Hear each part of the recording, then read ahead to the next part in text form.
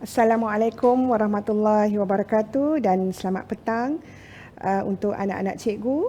Bertemu kita dalam slot motivasi bersama dengan guru bimbingan dan kaunseling negeri Perlis dalam ruangan #3S Santai, Sembang dan Serlah.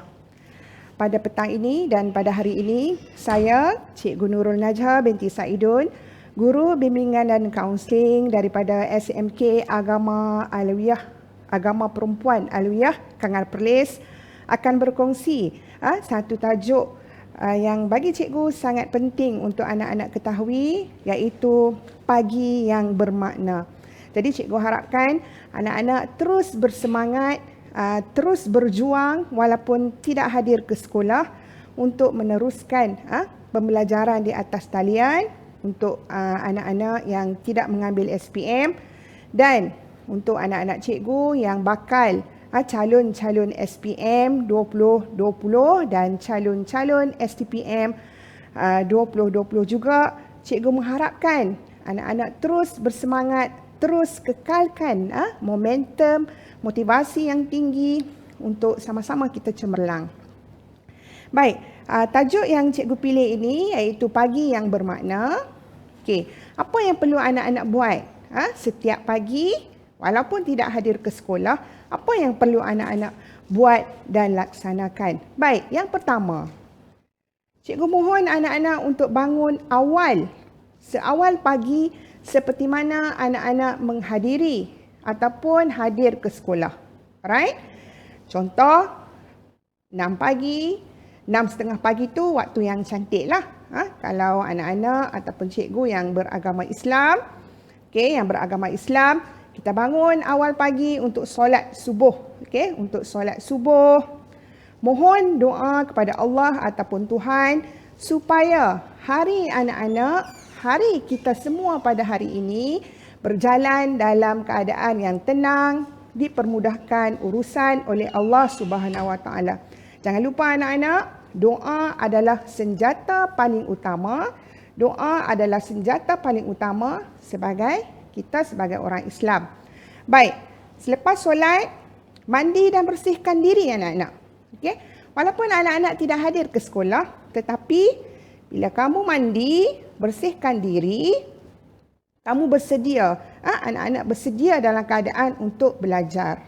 Jadi, itu yang pertama yang perlu anak-anak lakukan setiap pagi, sama ada hari biasa ataupun hari Minggu. Sebab cikgu sering kali mendapat rungutan daripada guru-guru ataupun daripada ibu bapa. Kalau hujung minggu je, anak-anak di rumah ni konon-kononnya nak tidur bagi lewat sikit lah. Tidur lewat dan bangun pun lewat. Jangan anak-anak. Amalkan apa yang cikgu kongsikan di sini. Bangun awal pagi walaupun pada hujung minggu. Baik.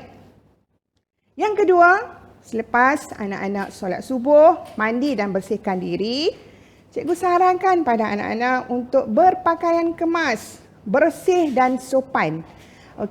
Jangan kamu mulakan PDPR atas talian anak-anak dengan keadaan yang tak terurus, dalam keadaan yang masih lagi berbaju tidur. Tidak bagus anak-anak. Jadi cikgu sarankan pakai pakaian sopan, pakai pakaian yang cukup confident untuk kamu nak belajar seperti kamu pergi ke sekolah.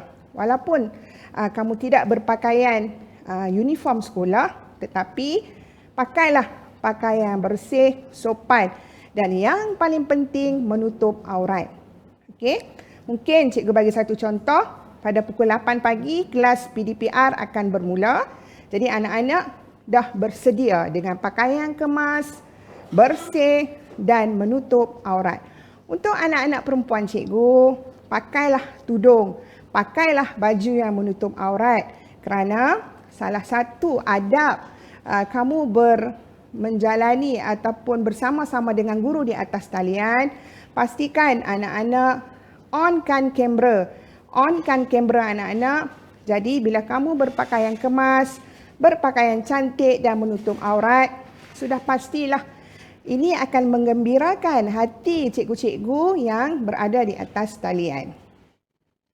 Baik, yang ketiga, Selepas anak-anak bangun, solat, bersihkan diri, berpakaian kemas. Dan yang ketiga yang perlu anak-anak terapkan setiap hari, setiap pagi supaya pagi anak-anak lebih bermakna ialah kemas tempat tidur.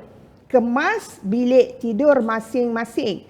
Okey? Cuba kamu perhatikan sebelum-sebelum ni. Apakah tingkah laku kamu ini telah dipraktikkan? Adakah kamu meninggalkan tempat tidur kamu, katil kamu sebelum memulakan kelas PDPR secara tak terurus, secara tidak tersusun? Jadi cikgu menyeru kepada anak-anak mana yang telah lakukan tingkah laku ini, teruskan. Anak-anak adalah anak-anak yang sangat hebat, yang sangat cemerlang. Jika yang belum, pastikan selepas ini anak-anak kemaskan tempat tidur serapi-rapinya. Kerana apa anak-anak? Bila bilik kamu bersih, katil kamu berada dalam keadaan yang tersusun, dia akan memberi satu semangat pada kamu, memberi satu aura positif pada kamu untuk memulakan kelas PDPR. Alright, sama juga dengan meja belajar kamu.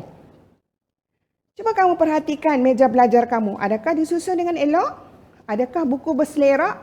Jadi, untuk mendapatkan pagi yang bermakna, selain daripada membersihkan diri sendiri, anak-anak juga cikgu sarankan untuk ceriakan bilik belajar, bersihkan tempat tidur supaya kamu akan mendapat satu aura positif untuk meneruskan pembelajaran.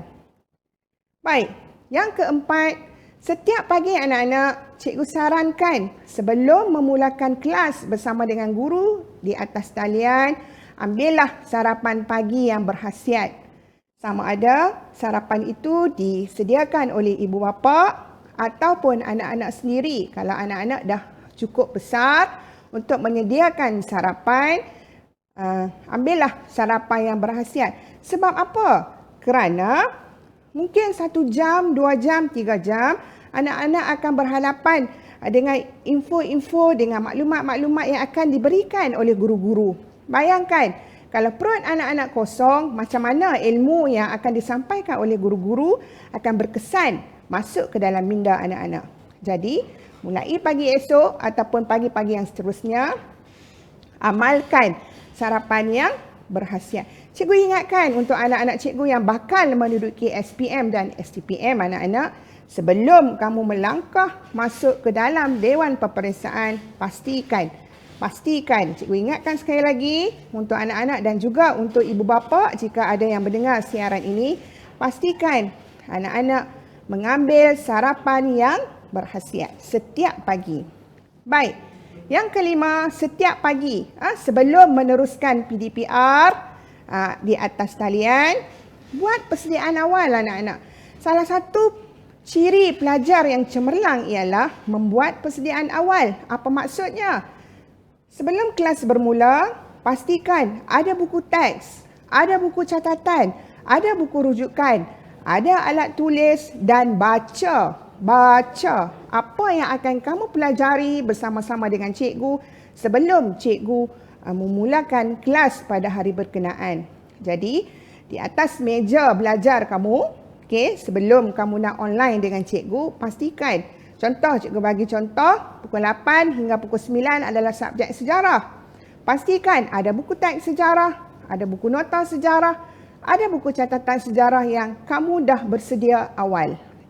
Lagi bagus, lagi cemerlang anak-anak jika kamu dah membuat pembacaan awal sebelum tajuk apa yang cikgu akan ajar. Boleh anak-anak? Dan cikgu yakin anak-anak di hadapan cikgu adalah anak-anak yang hebat, anak-anak yang cemerlang, boleh meneruskan pembelajaran atas talian dengan cemerlang dan hebat. Baik, yang seterusnya persediaan di awal pagi, selain daripada penyediaan buku rujukan untuk subjek berkenaan, sediakan persediaan peranti, telefon ataupun laptop ataupun komputer kamu dengan keadaan yang elok. Apa maksud elok? Pastikan berada dalam keadaan yang bateri yang telah di-charge penuh. Kalau perlu mikrofon, perlu bahan-bahan yang lain berkenaan dengan peranti kamu, sediakan dengan lebih awal. Cikgu tak nak berlaku sedang proses pembelajaran atas talian, tiba-tiba bateri laptop kamu sangat kurang. Jadi kamu akan bergegas ke bilik untuk mengambil charger telefon. Dan perkara-perkara begini perlu kamu elakkan supaya pembelajaran kamu berjalan dengan lancar. Jadi cikgu di atas talian pun gembira dengan keadaan anak-anak yang cukup bersedia untuk mengikuti pelajaran. Baik, dan yang terakhir ialah pastikan cari tempat belajar untuk anak-anak setiap pagi di tempat yang sangat sesuai. Sama ada di meja study, di dalam bilik, ataupun jika kamu tidak ada bilik sendiri, mungkin boleh menggunakan ruang tamu ataupun ruang makan sekalipun. Tetapi pastikan keadaan di persekitaran tempat belajar kamu adalah yang terbaik. Cikgu ingatkan anak-anak, belajar di atas katil sambil meniarap bukanlah satu adab yang bagus untuk kamu belajar. Kerana tempat tidur, katil kamu adalah tempat untuk kamu tidur, bukan tempat untuk kamu belajar.